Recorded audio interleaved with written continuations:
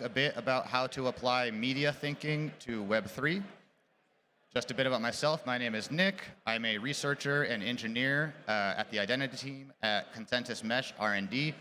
And the specific project I primarily work on is called Veramo. We'll talk about that a little bit later. So in the 1960s, Marshall McLuhan developed a postmodernist school of thought concerning the role of media in society. And he summarized it with the pithy phrase, "The medium is the message." Essentially, this just means that the structure of media can be as important as the content it contains. Now, to a degree, this is sort of intuitively true. When you read a poem, you're not just reading the words of the poem, you're seeing it in a specific structure, and that has an effect on you in addition to the actual words. But McLuhan took this a little bit further and talked about how the structure of media reflects and affects the society that produces it as much as the content does. He said that the medium or process of our time, again, this is the 60s, electric technology, is reshaping and restructuring patterns of social interdependence in every aspect of our personal life. McLuhan believed that it was the invention of type that actually created linear or sequential thought, at least on a societal level. And then the invention of electronic communication ushered in a world of simultaneous happening. So now people are, viewing television, broadcast, listening to radio broadcast all at the same time, all across the world, and that actually affected the way that society as a whole thinks.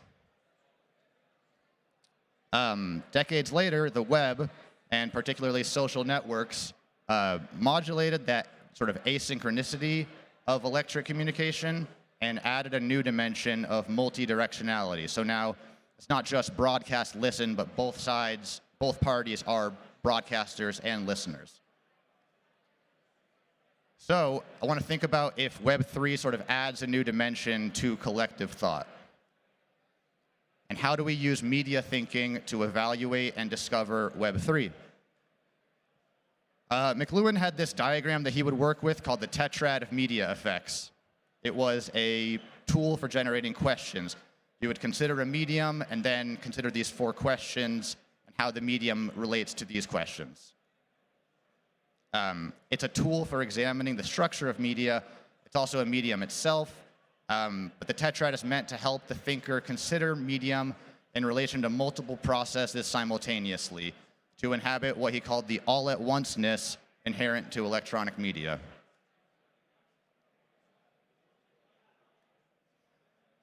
So if we think that Web3 maybe adds a new dimension to collective thought, we might need a thinking tool with new dimensions. And a tool I like to do, this is sort of a visual 2D representation of a thought process, but it's to identify dualities or non-dualities or spectrums of concern, consider those spectrums in relation to each other, and then consider the medium in relation to those spectrums. So I'd like to start off by kind of identifying, talking about some of these spectrums or dimensions or fields of concern. The first is a concept called hyperreality. This is a term first described by philosopher Jean Baudrillard in Simulacra and Simulation. It describes the inability to distinguish what is real from what is unreal. And we see today that the maturation of fields like artificial intelligence and augmented reality are, they each demonstrate an ability to induce hyperreality. Maybe you've played a virtual game and even just for a fraction of a second forgot it was a game. Or you've gotten into an argument with a account on Twitter that was just trying to steal your credit card because it's just software.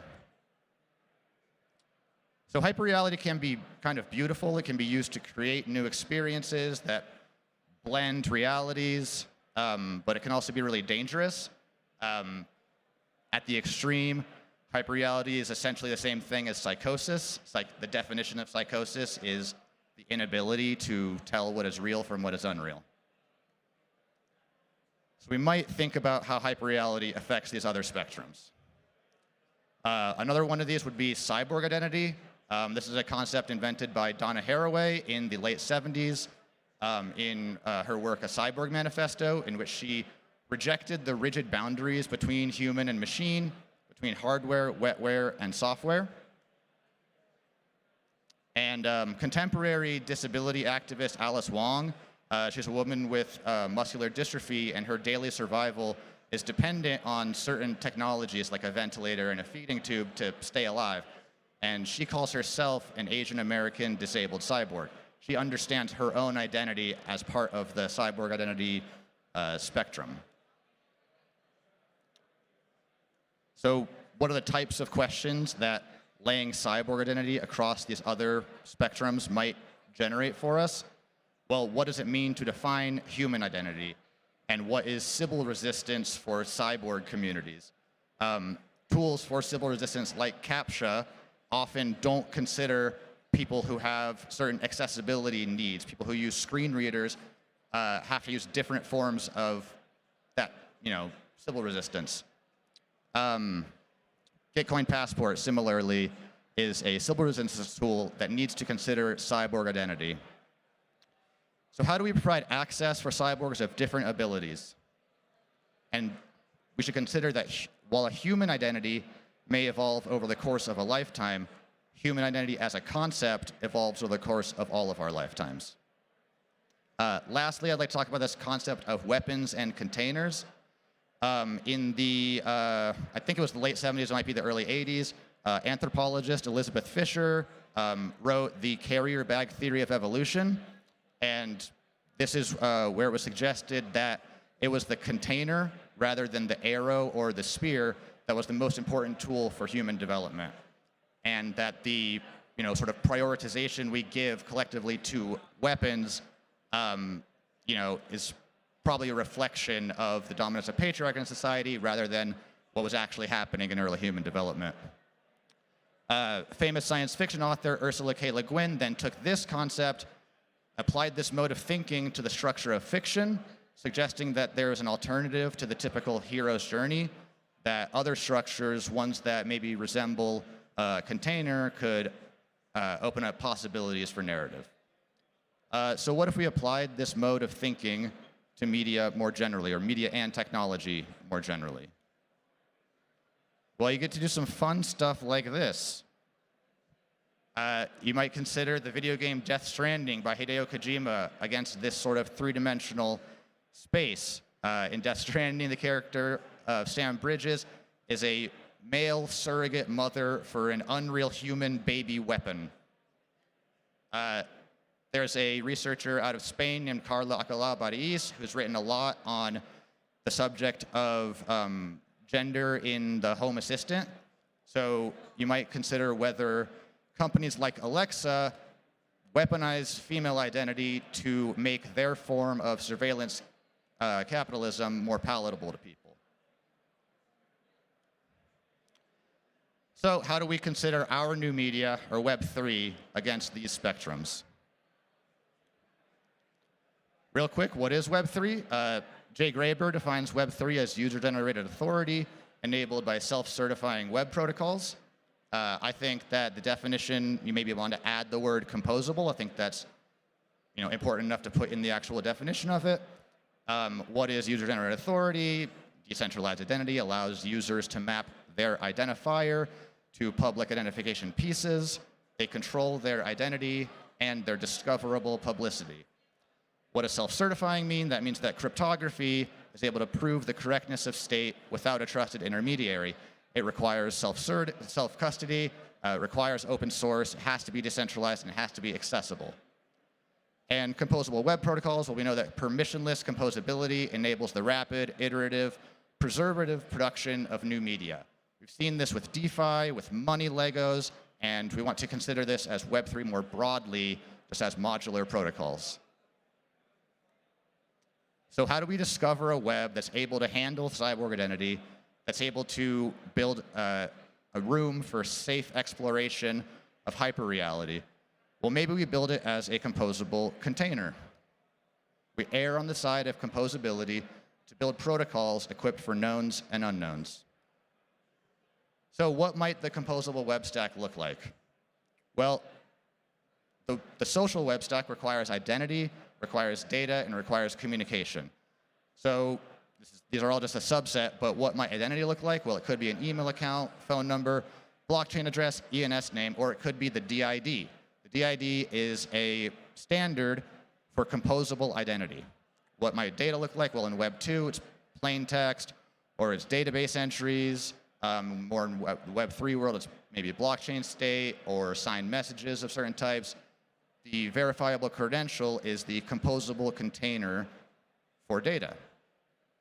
And in terms of private or semi-private communication, we have a lot of different protocols from regular mail, email, Twitter and Instagram DMs, Signal, something like XMTP, and then we get to DIDCOM, which is an open standard, a composable container for communication. So the composable web stack, at least for 75% of the web, could look like something like this. The DID plus the verifiable credential plus DIDCOM. The DID handles our identity. It allows us to extend identity to handle all types of identity that currently exist, types of identity that might exist in the future. The verifiable credential is an extensible container for trust blocks, allowing you to cryptographically prove things in an extensible way. And DIDCOM is an extensible container for end-to-end encrypted communication. What do these all have in common? Well, they're all public goods, they're all open standards, and they're all developed and maintained through cooperation of many different parties, but they allow for competition within these frameworks. To talk a little bit about DIDCOM as an example of that, DIDCOM is a composable framework for magic secure communication. It's transport agnostic. It handles the end-to-end encryption part and allows users to determine how they want those messages to actually be passed. That might be HTTP or libPTP or WAKU or XMTP. It could be through a Bluetooth mesh network. It could be through the traditional postal service. It works over normal internet, through decentralized networks when the internet is down, and it has programmable actions that you can take on it, so-called DIDCOM sub-protocols. And it enables unstoppable end-to-end encrypted communication. With it, you can do things like, say, I'm spending 30 days at a remote cabin with no internet access. If in an emergency, I can be contacted via messenger pigeon. It also has transport failover, which means that you can use HTTPS when everything is great, and when things stop working great, when you're maybe protesting against an authoritarian government, and that government shuts down the cell towers, shuts down the internet, you're able to fail over to the Bluetooth mesh network that's maintained that all the rest of the communication stack is the same, your messages are the same, your identity is the same, everyone still knows who you are. It's not a different application, it's just a different transport within DIDCOM. Again, I work on a team called Veramo. It's a free and open source composable framework for Web3 identity, data, and communication. So as much as I think that Web3 should be built as a composable container, the project I work on called Veramo, we build it as a composable container. You can bring any DID type you want, any DID method, any type of verifiable credential from EIP712, JSON LD, all different key types. You can bring any storage mechanism you want, whether it's local on a database, in a MetaMask snap, on something like Ceramic. You get to choose because it's fully composable. So what's missing here? The only thing that's missing is the composable container for social. We have a lot of really great Web3 social products out there, and there needs to be an open standard for how you can compose all of these social protocols into one thing that we can understand. I would say actually the team at Blue Sky is the closest to building this. They have something called the AT protocol. So something like that, but even more generalizable and more composable. What will it look like? It will look something like an RSS feed discovered via a DID document. It won't have a brand name managed by a company. It will be an open standard. You'll be able to discover people's posts through their DID document. So that's the end of my talk. Thank you all for listening.